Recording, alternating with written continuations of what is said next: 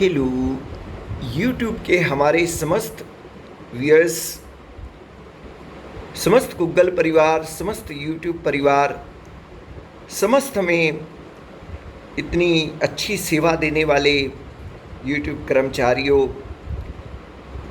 मेरे प्यारे बच्चों, विद्यार्थियों, आप सभी को मुझ दिनेश खुल्लर का मेरे चैनल ट्रू लाइफ सॉन्ग्स पर बहुत बहुत बहुत स्वागत व अभिनंदन। व्यूअर्स, आज ये टीचर एक और नया स्ट्रक्चर लेकर आपका स्पोकन इंग्लिश क्लास में आया है। व्यूअर्स, आज जो हम सीखने जा रहे हैं उसमें प्रेजेंट पार्टिसिपल का प्रयोग है। तो व्यूअर्स, पहचान क्या है? दो कार्यों का एक व्यक्ति द्वारा होना और एक कार्य की समाप्ति के तुरंत बाद दूसरा कार्य हो जाना। तो जैसे व्यूअर्स एग्जाम्पल से समझते हैं, शोर सुनकर बच्चा जाग गया। शोर सुनकर बच्चा जाग गया। Listening noise the baby woke up. Listening noise the baby woke up. Report देखकर वह रोने लगी। रिपोर्ट देखकर वह रोने लगी। Seeing the report, she started crying.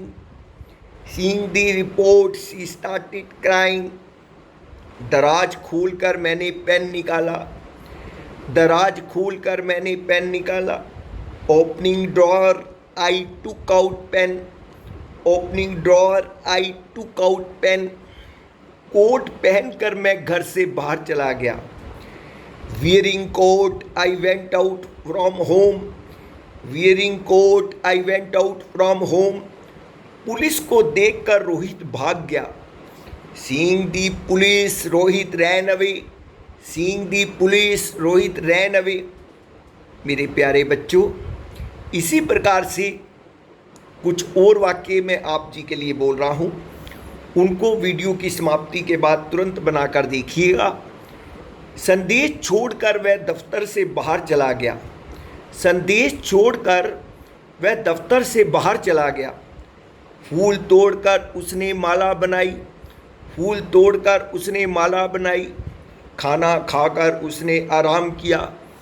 खाना खाकर उसने आराम किया। फिल्म देखकर वह सो गया।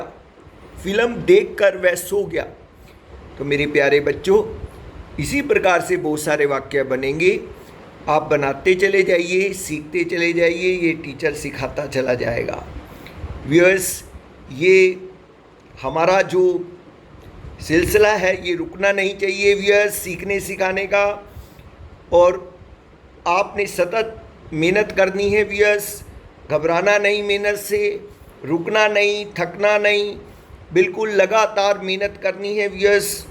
और मेहनत जरूर रंग लाती है व्यूअर्स, देर सवेर कभी ना कभी वो आपको कुछ ना कुछ रिटर्न देकर जाएगी व्यूअर्स, कभी व्यर्थ नहीं जाती है। हमेशा एक बात को याद रखिएगा। इसलिए कभी भी घबराना नहीं कि मुझे इतना समय हो गया, मुझे ये हो गया, वो हो गया। ये तो सब किस्मत की बातें हैं। किसी को जल्दी कुछ मिलता है, किसी को देर से कुछ मिलता है, तो इसमें कोई वो नहीं है। लेकिन आप अगर अच्छे मन से मेहनत कर रहे हैं तो आपको उसका रिटर्न भगवान जी जरूर देंगे। तो व्यूअर्स, आज की जो अगली आइटम है वो है कंफ्यूजिंग वर्ड।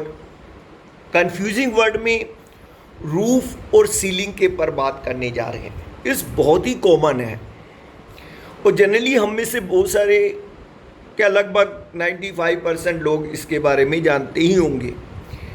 लेकिन फिर भी 5% ऐसे लोग हैं जो गलती कर देते हैं, क्योंकि ये क्लास तो यूनिवर्सल है, सबके लिए है। तो इसलिए छोटी से छोटी बात को भी इस टीचर को समझाना होता है व्यूअर्स।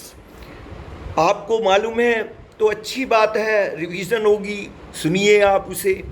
नहीं मालूम तो आपका ज्ञान बढ़ जाएगा व्यूअर्स। रूफ और सीलिंग, देखिए ये दोनों शब्द डिक्शनरी के अकॉर्डिंग छत के लिए यूज़ किए जाते हैं व्यूअर्स। अब रूफ कौन सी होती है? छत के ऊपर का जो भाग होता है व्यूअर्स, उसको हम रूफ कहते हैं।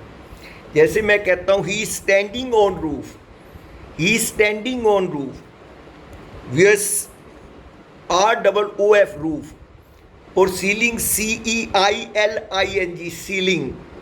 तो सीलिंग का मतलब होता है छत के नीचे का भाग।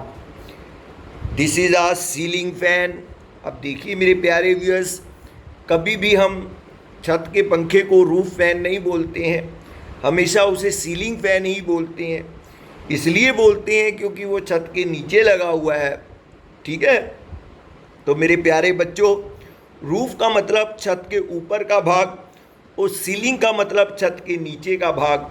तो इसके लिए ये प्रयोग होता है व्यूअर्स।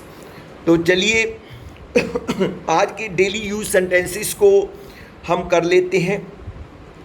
तो आज का डेली यूज सेंटेंसेस में पहला सेंटेंस है हमारे पास, जल्दबाजी में काम खराब होता है। जल्दबाजी में काम खराब होता है। Haste makes waste, haste makes waste. तो यस, ये सेंटेंस कब बोला जाता है? जब कोई व्यक्ति हर काम जल्दबाजी में करता हो और उसको इसी वजह के कारण बहुत सारी प्रॉब्लम्स क्रिएट होती हो, तो उसको एक एडवाइस की जाती है, भाई जल्दबाजी मत करा करो, हर काम को थोड़ा सोच समझ कर और करना चाहिए, क्योंकि जल्दबाजी करने से हमेशा ही नुकसान होता है। Haste makes waste.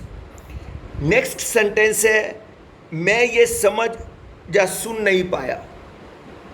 I didn't get that, I didn't get that. तो व्यूअर्स, कई बार हम बोलने वाले की बात को समझ नहीं पाते हैं, या कई बार ऐसा भी होता है कि हम उसकी बात को ठीक से सुन नहीं पाते हैं। तो व्यूअर्स, ऐसी स्थिति के अंदर हम इस वाक्य का प्रयोग करते हैं, आई didn't get that, I didn't get that. Viewers, उसके बाद आज का जो तीसरा वाक्य है वो ये है कि यह बड़ा दया भरा भाव है। यह बड़ा दया भरा भाव है। That is very kind gesture, that is very kind gesture। Yes, जब हमें पर कोई बहुत दया दिखाता है, हमारे दुख तकलीफ में बढ़ चढ़कर हमारी सहायता करता है, कुछ ना कुछ हमारे को वो ऐसे समय पर कुछ ऐसी मदद करता है जबकि वो एक बहुत ही दयापूर्ण कार्य होता है और दयापूर्ण बात हुई होती है, तो उस समय ये बोला जाता है, that is very kind gesture, that is very kind gesture, GESTURE, that is very kind gesture. Next sentence है, दूर के ढोल सुहावने, दूर के ढोल सुहावने। यस, इसको बोला जाता है distant leads enchantment to the view, distant leads enchantment to the view. Yes, क्या होता है दूर के ढोल सुहावने, इसका मतलब क्या है? अब बहुत सारे लोगों को ये समझ नहीं आ रहा होगा दूर के ढोल सुहावने की बात क्या हो रही है। यस, क्या होता है कि जिस चीज़ को हम नहीं जानते हैं वो हमारे मन को लुभाती है। अब उसकी हम कमियां तो नहीं जानते हैं, हम दूर से या हम उसके बारे में अपरिचित होने की वजह से हम ये सोचते हैं कि ये शायद हमारे से बेटर हैं या हमारे से बहुत अच्छे हैं। तो यस, तब हम इस शब्द का दूसरा पर्सन समझाने के लिए बात करता है कि भाई दूर से तो सारी चीज़ ही अच्छी लगती है। तो distant leads enchantment to the view, दूर के ढोल सुहावने, distant leads enchantment to the view. तो व्यस, उसके लिए ये सेंटेंस बोला जाता है। मेरे प्यारे बच्चों, आज का अंतिम जो वाक्य है वो है, थोड़ी देर आराम कर लीजिए, थोड़ी देर आराम कर लीजिए। Take rest for a while, take rest for a while. Viewers, ये सेंटेंस तब बोला जाता है जब कोई व्यक्ति लगातार कार्य करता चला जा रहा है और हम उसको एक एडवाइस करते हैं, भाई थोड़ा सा आराम कर लो, फिर उससे ज़्यादा एनर्जी आ जाएगी और ज़्यादा अच्छा काम करोगे आप। तो उसमें हम ये वाक्य बोलते हैं, take rest for a while, take rest for a while. तो इस प्रकार से ये डेली यूज सेंटेंसेस का प्रयोग करना है। मैं प्रतिदिन आपके लिए 5 चुनिंदा डेली यूज सेंटेंसेस को लेकर आता हूँ, जिनका कि बहुत ज़्यादा प्रयोग होता है और हम रोज ही करते हैं इन चीज़ों का प्रयोग। तो इन्हें अपनी जुआ पर लेकर आइए और काफ़ी सीमा तक तो आप डेली यूज सेंटेंस को बोलकर भी काफ़ी स्पोकन में आपको मदद मिल जाएगी। उसके अतिरिक्त अभी तो बहुत कुछ करना बाकी है, बहुत सफ़र पड़ा है हमारा, और हम डायलेक्ट्स भी बोलेंगे और बहुत अच्छे ढंग से बोलेंगे। हम बेस एकदम स्ट्रोंग बना रहे हैं ताकि हमें किसी भी प्रकार की उस समय कोई प्रॉब्लम ना आए। तो आज इन्हीं शब्दों के साथ आपका ये टीचर आपसे विदा चाहेगा। कल फिर मिलेंगे एक नए स्ट्रक्चर के साथ, एक नए कंफ्यूजिंग पेयर के साथ और डेली यूज सेंटेंसेस के साथ। तब तक इस टीचर का आपको बहुत बहुत आशीर्वाद। नमस्कार, जय श्री कृष्णा, राधे राधे, जय भोलेनाथ।